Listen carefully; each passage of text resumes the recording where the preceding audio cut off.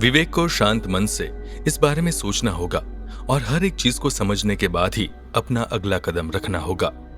उस रात विवेक सोया नहीं, बल्कि अपने इस नए प्लान के बारे में सोचता रहा। वो कोई भी बात मिस नहीं करना चाहता था और इसलिए उसे समय की जरूरत थी।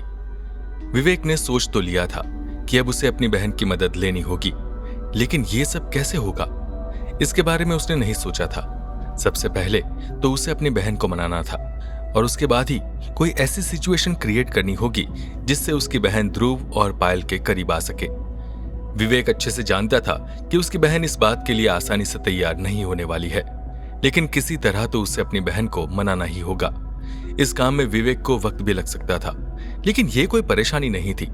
अगर ध्रुव को रोकना है तो विवेक को ऐसा जाल बुनना होगा जिससे ध्रुव का बचना मुश्किल हो जाए।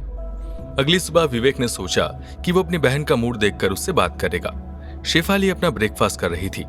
शेफाली का डेली रूटीन बहुत स्ट्रिक्ट रहता था, इसलिए कभी कभार ही विवेक उससे मिल पाता था। शेफाली रोज सुबह 2.5 घंटे जिम में वर्कआउट करती थी और इसके बाद आधा घंटे का स्पेशल योगा सेशन होता था।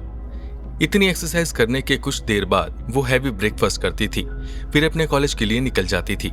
कॉलेज से वापस आने के बाद शाम को 1.5 घंटे के डांस क्लासेस और उसके बाद एक्टिंग क्लास और सबसे आखिर में आधे घंटे की लैंग्वेज क्लास जाती थी। शेफाली कुछ फॉरेन लैंग्वेज को सीख रही थी। शेफाली अपना ब्रेकफास्ट कर रही थी और साथ ही साथ में अपने फोन में बिजी थी। विवेक ने शेफाली को ध्यान से देखा और समझने लगा कि आज उसका मूड कैसा है। शेफाली ने ब्रेकफास्ट खाते हुए पूछा, एनी प्रॉब्लम? तुम्हें कुछ पूछना है? विवेक ने कहा, नहीं कुछ खास नहीं, बस तुमसे बहुत दिनों से बात नहीं हुई तो सोचा पूछ लूं, कैसी हो?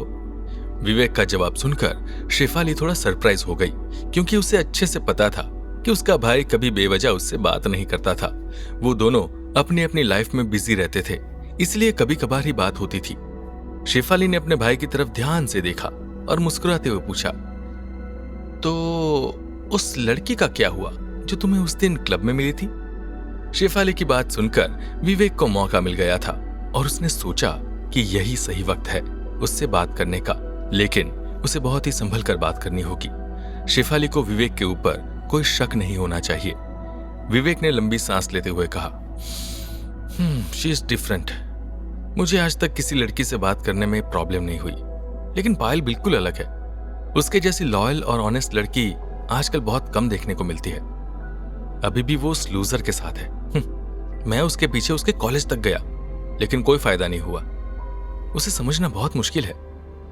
मुझे नहीं पता कि उसका और उसके बॉयफ्रेंड का रिलेशनशिप कैसा है। मैं नहीं जानता कि उसे क्या पसंद है और क्या नहीं।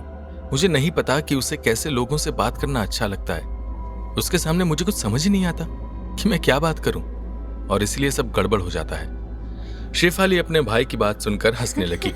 विवेक को शेफाली की ये हंसी पसंद नहीं आई और उसने गुस्से में अपनी बहन से कहा, तो तुम्हें ये सिचुएशन फनी लग रही है?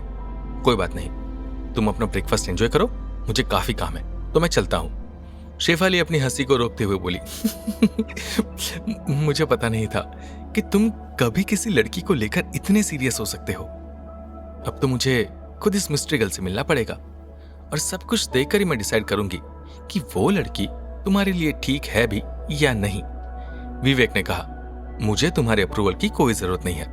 मैं बस ये जानना चाहता हूं कि पायल की लाइफ में क्या चल रहा है।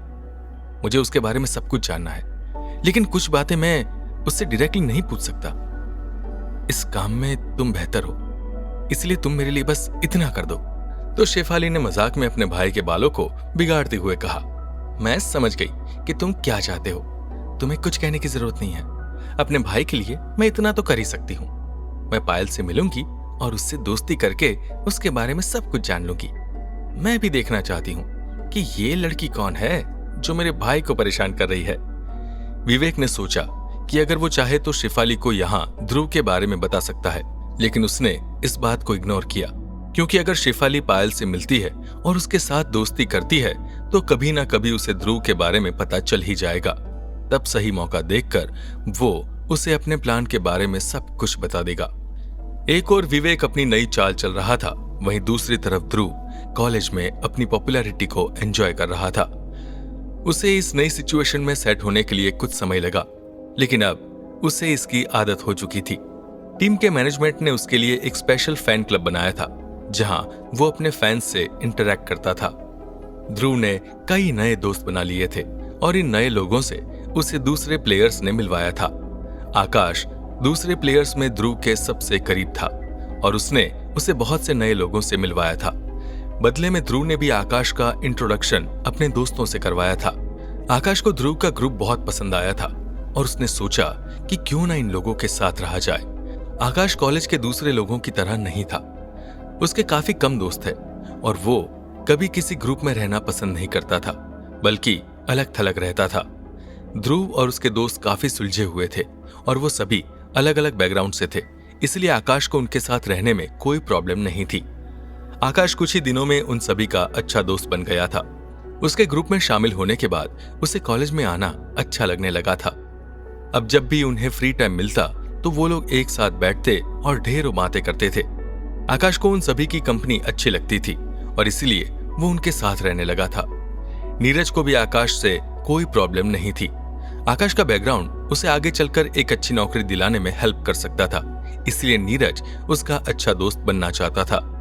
ध्रुव की वजह से उसे अपने करियर में आगे बढ़ने का अच्छा मौका मिल गया था। पायल आकाश को पहले से जानती थी, लेकिन करीब से नहीं। देव की वजह से कभी वो आकाश के साथ इंटरैक्ट नहीं कर पाई थी, इसलिए उसके बारे में ज्यादा नहीं जानती थी। देव आकाश को लेकर इनसिक्योर था, इसलिए पायल को कभी उससे बात नहीं करने देता था। आकाश टीम से भी अलग रहता था, इसी वजह से भी पायल की कभी उससे बात नहीं हुई। पायल ने जब पर्सनली आकाश से इंटरैक्शन किया तो उसे समझ आया कि वो भी एक सुलझा हुआ इंसान है और उसमें देव की तरह अपनी फैमिली स्टेटस का जरा भी घमंड नहीं था। आकाश के आने से उनके ग्रुप में हमेशा हंसी मजाक का एनवायरनमेंट बना रहता था और इससे उन्हें एक दूसरे के साथ बात करने में और मजा आता था। ध्रुव की बढ़ती पॉपुलैरिटी शिल्पा को खास पसंद नहीं आ रही थी। वो देव की तरह थी और उसके जैसा ही सोचती थी। उसे यकीन नहीं हो रहा था कि जिस ध्रुव को कॉलेज एक आउटकास्ट की तरह ट्रीट करता था, आज सभी उसके आगे पीछे घूम रहे थे और उससे मिलने की कोशिश कर रहे हैं। ध्रुव ने पूरे कॉलेज में एक नए मूवमेंट को शुरू किया था। रिजर्व स्टूडेंट अब उसी की तरह बनना चाहते थे। उन्हें पहले की तरह दबाया नहीं जा सकता था। अब वो रैगिंग का मुंह तोड़ जवाब देते थे और एक्स्ट्रा करिकुलर एक्टिविटीज में खुलकर पार्टिसिपेट कर रहे थे।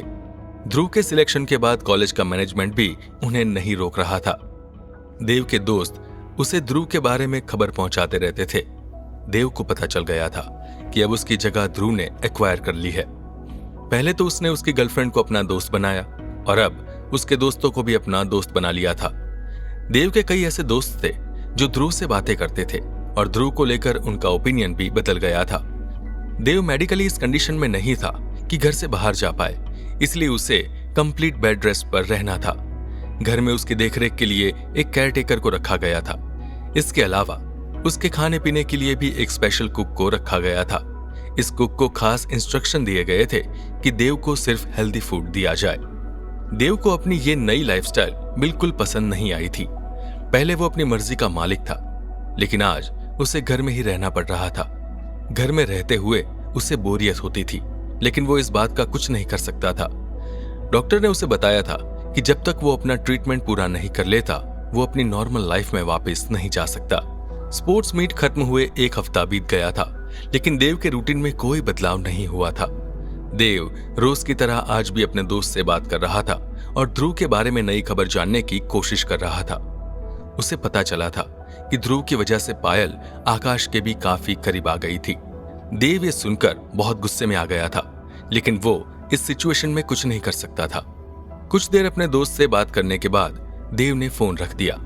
वो सोच रहा था कि इस बारे में क्या करे, लेकिन उसे कुछ भी समझ नहीं आ रहा था। तभी वहां उसकी केयरटेकर आई और उसने बताया कि उसकी एक दोस्त उससे मिलने आई है। फिर शिल्पा उसके कमरे में आई और उसे देखकर देव खुश हो गया। शिल्पा ने देव से पूछा, कैसे हो तुम? देव ने लंबी सांस लेते हुए कहा, बस किसी तरह जी रहा हूं, और क्या। मुझे यहां पर घुटन महसूस होती है, लेकिन इस सिचुएशन में मैं कुछ कर भी नहीं सकता। पता नहीं मैंने क्या सोचकर यह सब किया था। अब मुझे पता चला है कि जो कुछ भी मैंने किया था, उस चीज का मुझे फायदा कम और नुकसान ज्यादा हुआ है। खैर, तुम बताओ, तुम कैसी हो? तो शिल्पा ने कहा, तुम्हें इस हालत में देखकर क्या मुझे अच्छा लगेगा? मैं रोज उस ध्रुव को पायल से घंटों बातें करते देखती हूँ। ध्रुव ने बड़े आराम से तुम्हारी जगह ले ली और तुम्हें पता भी नहीं चला। हमने उससे जैसा समझा था वो वैसा बिल्कुल नहीं है। आज तुम्हारे साथ जो कुछ भी हो रहा है उसका जिम्मेदार ध्रुव ही है। पर अब तुम कुछ नहीं कर सकते। अब मुझे ही कुछ करना पड़ेगा और कैसे भी करके ध्रुव और पायल को अलग करना होगा। हो सकता है कि तुम्हें मेरे इस प्लान से प्रॉब्लम हो, लेकिन मैं ये सब तुम्हारे लिए ही कर रही हूं। ध्रुव को कॉलेज में बदनाम करना होगा, तभी उसकी पॉपुलैरिटी खत्म होगी। ध्रुव ने तुम्हारे साथ जो कुछ भी किया है उसका बदला तो मैं ले कर रहूंगी। देव ने शिल्पा से पूछा, तुम क्या करने वाली हो? मेरी बात सुनो, ध्रुव को बेवकूफ समझने की गलती मत करना। मैं कई बार इस बात को भुगत चुका हूं, लेकिन मैं ये नहीं चाहता कि तुम भी मेरी तरह परेशान हो। मेरी मानो तो ध्रुव को छोड़ दो, उसे मैं देख लूंगा। चाहे कुछ भी हो जाए, पायल रोज मुझसे मिलने आती है। आज भी वो मेरे साथ है और इस बात को कोई मना नहीं कर सकता। बहुत जल्द हम दोनों एक दूसरे के और करीब होंगे और तब ध्रुव पायल को छोड़ देगा। जब मैं ठीक हो जाऊंगा तब मैं इस बारे में कुछ करूंगा। मेरे लिए तुम अपने आप को परेशान मत करो। शिल्पा ने कहा, नहीं देव, अब मुझे कुछ करना ही होगा। ये हमारे एग्जिस्टेंस का सवाल है और इसको लेकर हम कोई लापरवाही नहीं बरत सकते। ध्रुव को देखकर कई लोगों की हिम्मत बढ़ रही है। अगर हमने ध्रुव को नहीं रोका तो हमारे लिए कॉलेज में रहना मुश्किल हो जाएगा। मेरे साथ जो भी होगा उसकी रिस्पॉन्सिबिलिटी मैं खुद लूंगी। इतना कहकर शिल्पा वहां से चली गई। ऐसा क्या करने वाली थी शिल्पा? क्या देव शिल्पा को रोक पाएगा और क्या ध्रुव खुद को इस नई मुसीबत से बचा पाएगा? जानने के लिए सुनते रहिए।